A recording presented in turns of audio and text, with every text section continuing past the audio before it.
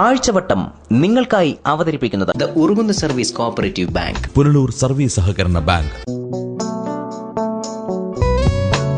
കിഴക്കൻ മേഖലയുടെ ജീവനത്തിന് താങ്ങായി അരനൂറ്റാണ്ടിന്റെ പാരമ്പര്യത്തോടെ the Urukunnu service cooperative bank. ബ്രാഞ്ചുകൾ ഇടമൺ 34-ലും തെന്മലയിലും. ഉറുകുന്ന ജംഗ്ഷനിൽ പ്രഭാത സായാഹ്ന ശാഖ. ഹെഡ് ഓഫീസിൽ തന്നെ MDS ബ്രാഞ്ച് പ്രവർത്തിക്കുന്നു. വിവിധ നിക്ഷേപ പദ്ധതികൾ, സ്ത്രീശക്തി സംഘങ്ങൾക്ക് കുറഞ്ഞ പലിശയിൽ വായ്പ. ഞങ്ങളുടെ കൺസ്യൂമർ സ്റ്റോറിൽ നിന്ന് കുറഞ്ഞ നിരക്കിൽ നിത്യോപയോഗ സാധനങ്ങളും ലഭിക്കുന്നു. The Urukunnu service cooperative bank. Phone 0475-233-5553. നാടിന്റെയും നാട്ടുകാരുടെയും ഉന്നമനത്തിനായി അഹോരാത്രം പ്രയത്നിക്കുന്ന കേരളത്തിലെ സഹകരണ പ്രസ്ഥാനങ്ങളിൽ പത്തനാപുരം താലൂക്കിൽ പ്രമുഖ സ്ഥാനം വഹിക്കുന്ന സ്ഥാപനമാണ് പുനലൂർ സർവീസ് സഹകരണ ബാങ്ക്.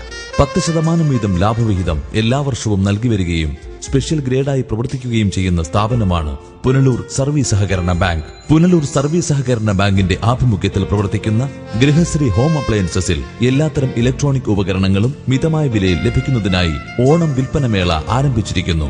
ലഘുവായ തവണ വ്യവസ്ഥകളിൽ സ്പോട്ട് ലോണായും ഗൃഹോപകരണങ്ങൾ വിതരണം ചെയ്യുന്നു. നിങ്ങളുടെ മിച്ച നിക്ഷേപം ഞങ്ങളുടെ ബാങ്കിൽ. ഞങ്ങൾ എന്നും നിങ്ങൾക്കൊപ്പം. ഞങ്ങളുടെ മറ്റൊരു branch Chemmanthoor, Punalur. Grihashree home appliances, Vettippuzha, Punalur.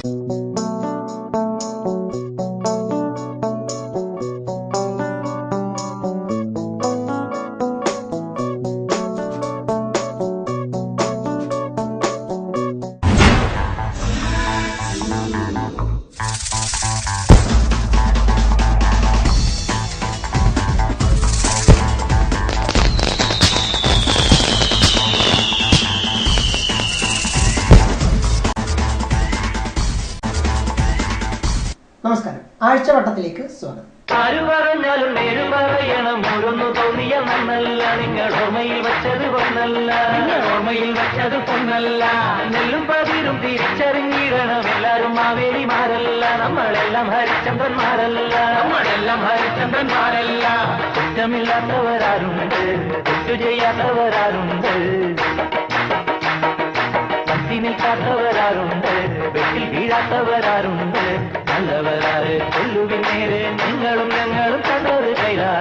ഇന്ത്യയെ ലോകരാജ്യങ്ങൾക്കിടയിൽ ഉയർത്തിക്കാട്ടിയ മഹാനായ ഡോക്ടർ APJ അബ്ദുൽ കലാം അന്തരിച്ചു. തമിഴ്നാട്ടിലെ രാമേശ്വരം എന്ന കൊച്ചു ഗ്രാമത്തിൽ ജനിച്ച് ആകാശത്തോളം വളർന്ന ഇന്ത്യയുടെ മിസൈൽ മാന് ആഴ്ചവട്ടത്തിന്റെ ആദരാഞ്ജലികൾ.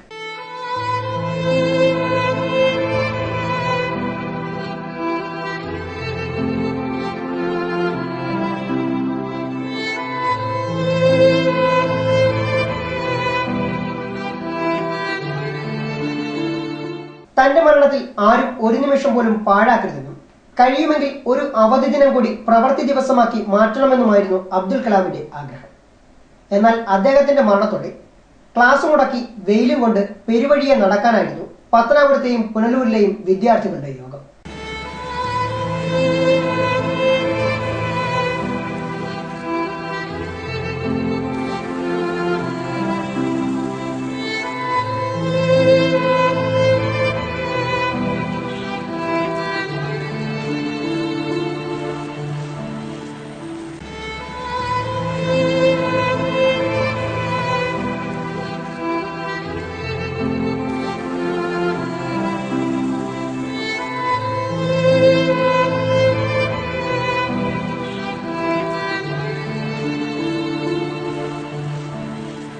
പുനലൂരിൽ ജനമൈത്രി പോലീസിന്റെ കൂടി സഹകരണത്തോടെയാണ് മൗനജാഥ സംഘടിപ്പിച്ചത്.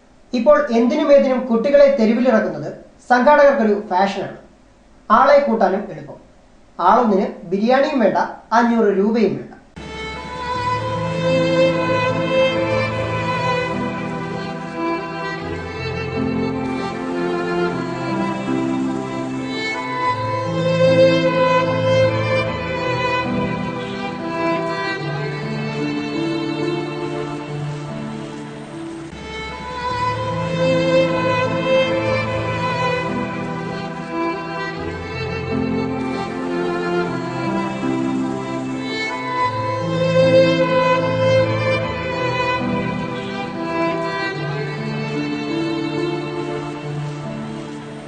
സ്കൂൾ അധികൃതർക്ക് ഇതും ഒരു മാർക്കറ്റിംഗ് തന്ത്രമാണ്. ഇന്ന് വിദ്യാഭ്യാസം തന്നെ ഒരു ബിസിനസ് ആണല്ലോ. എല്ലാം സ്കൂളിൽ നിന്ന് തന്നെ കിട്ടും. ബാഗും കുടയും ചെരുപ്പും ബുക്കും എല്ലാം. കൂടാതെ സ്കൂളിലെ തരിശുഭൂമിയിൽ കൃഷി ചെയ്ത് വിളവ് വിദ്യാർത്ഥികൾക്ക് തന്നെ വിൽക്കും. ഇനി പലചരക്ക് സാധനങ്ങൾ കൂടി സ്കൂളിൽ നിന്ന് വിതരണം ആരംഭിച്ചാൽ എല്ലാം പൂർത്തിയായി. ഇതോടെ കേരള വ്യാപാരി വ്യവസായി ഏകോപന സമിതിയൊക്കെ കെട്ടിപ്പൂട്ടുകയുമാകും. ഇനി പതിവ് പോലെ രാഷ്ട്രീയത്തിലേക്ക്. VS-നും ബാലകൃഷ്ണപിള്ളയ്ക്കുമെതിരെ ആഞ്ഞടിക്കുകയാണ് AICC അംഗം രാജ്മോഹൻ ഉണ്ണിത്താൻ. VS-ഉം ബാലകൃഷ്ണപിള്ളയും ഇപ്പോൾ എങ്ങനെയാണെന്ന് ഉണ്ണിത്താൻ പറയും. 17 കൊല്ലത്തെ നിരന്തരമായ പോരാട്ടത്തിനൊടുവിൽ 3 പ്രാവശ്യം സുപ്രീം കോടതി കയറിയ ബാലകൃഷ്ണപിള്ളയെ അച്യുതാനന്ദൻ ഇരുപടികൾക്കുള്ള അടച്ചു. നമ്മൾ ആരും ബാലകൃഷ്ണപിള്ള അഴിമതിക്കാരെന്ന് പറഞ്ഞിട്ടില്ല. പറഞ്ഞതും ജയിലിൽ അടച്ചതും അച്യുതാനന്ദൻ. ജയിലിൽ അടയ്ക്കപ്പെട്ട ബാലകൃഷ്ണപിള്ളയ്ക്ക് ഒരുപാട് ആനുകൂല്യം നമ്മൾ ചെയ്തു കൊടുത്തിട്ടുണ്ട്. ചെയ്ത കാര്യങ്ങൾ വിളിച്ചു പറയാൻ ഞാനില്ല.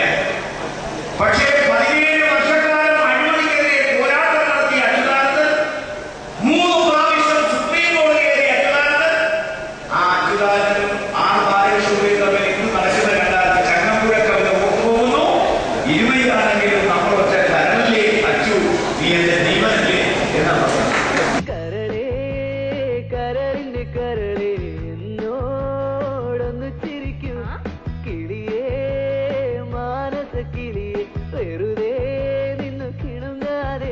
അരുവിക്കര ഉപതെരഞ്ഞെടുപ്പ് വിജയത്തിന് ശേഷം കേരളത്തിൽ UDF-ഉം കോൺഗ്രസും പ്രത്യേകിച്ച് പത്തനാപുരം മണ്ഡലത്തിൽ കോൺഗ്രസ് നേതൃത്വം സമനില തെറ്റിയവരെ പോലെയാണ് പ്രവർത്തിച്ചുകൊണ്ടിരിക്കുന്നത്.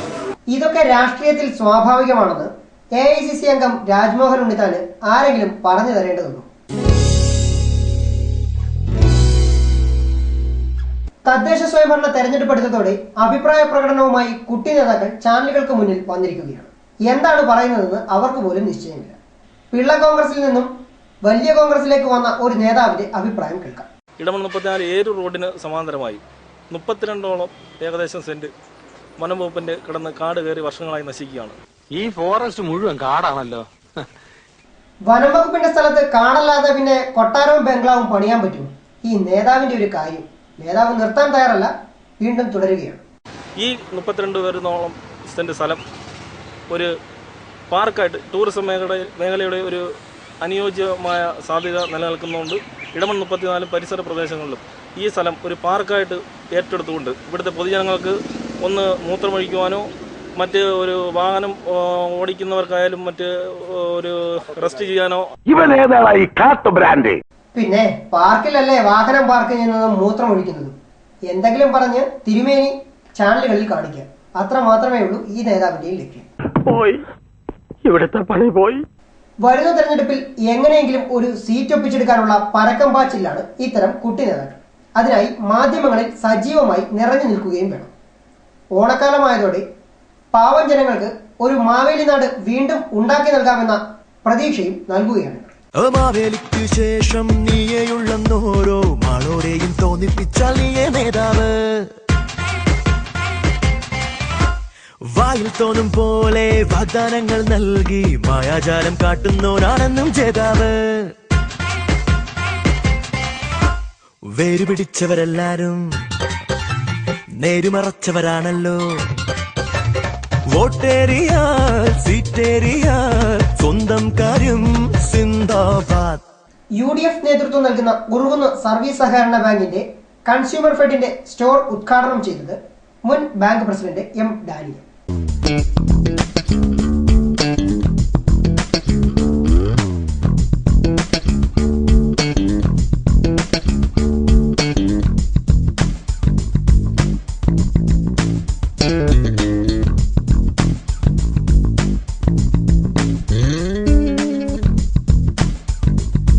LDF-ന്റെ കയ്യിൽ നിന്നും ബാങ്ക് പിടിച്ചെടുത്തതുപോലെ LDF നേതാവിനെയും പിടിച്ചെടുക്കാനാണ് UDF-ന്റെ ശ്രമം.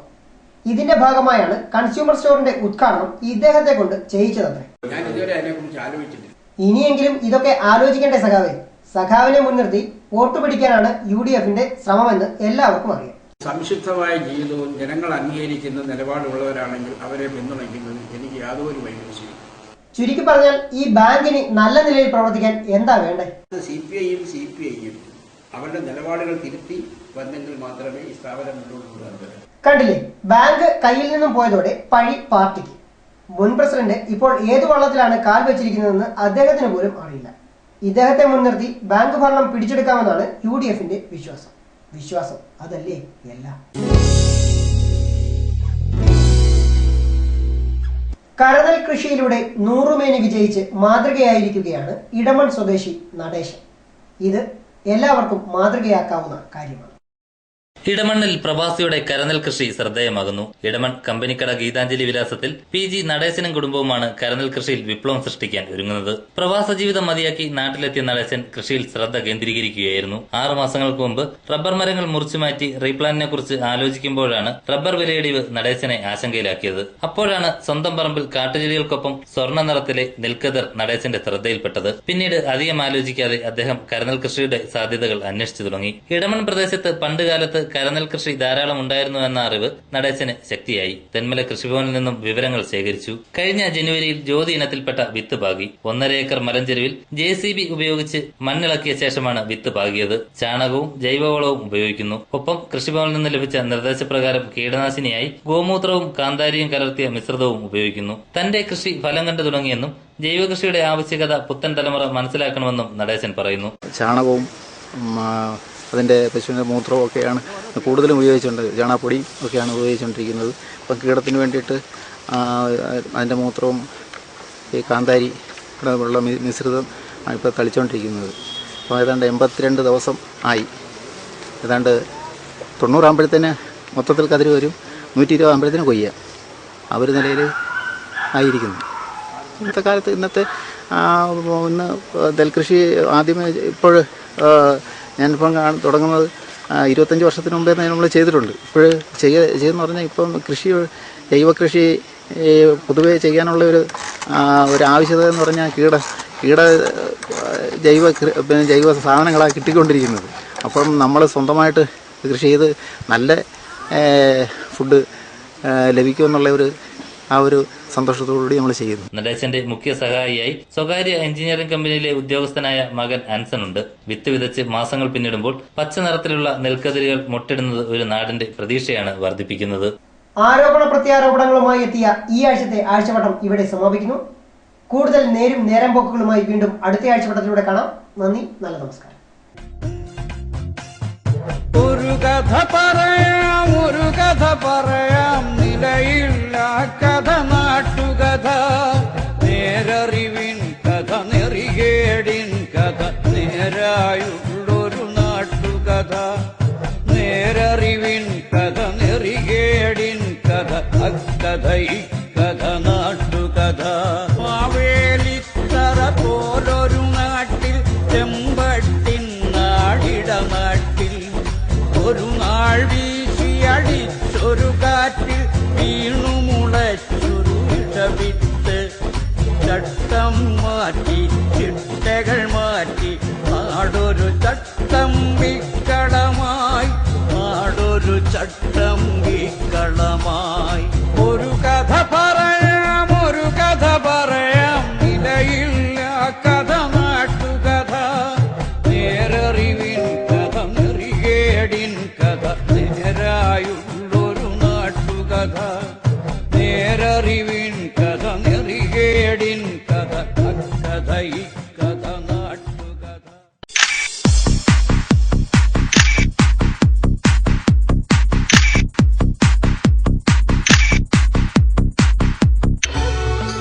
Costume sponsored by Negros Genswear Private Bus Stand, Punal.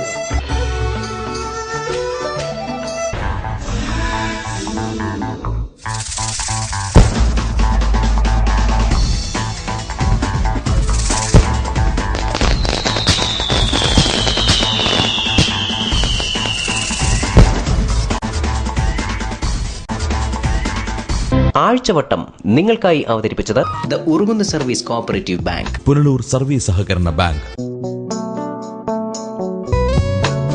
കിഴക്കൻ മേഖലയുടെ ജീവനത്തിന് താങ്ങായി അരനൂറ്റാണ്ടിന്റെ പാരമ്പര്യത്തോടെ the Urukunnu service cooperative bank. ബ്രാഞ്ചുകൾ ഇടമൺ 34-ലും തെന്മലയിലും. ഉറുകുന്ന് ജംഗ്ഷനിൽ പ്രഭാത സായാഹ്ന ശാഖ. ഹെഡ് ഓഫീസിൽ തന്നെ MDS ബ്രാഞ്ച് പ്രവർത്തിക്കുന്നു. വിവിധ നിക്ഷേപ പദ്ധതികൾ, സ്ത്രീശക്തി സംഘങ്ങൾക്ക് കുറഞ്ഞ പലിശയിൽ വായ്പ.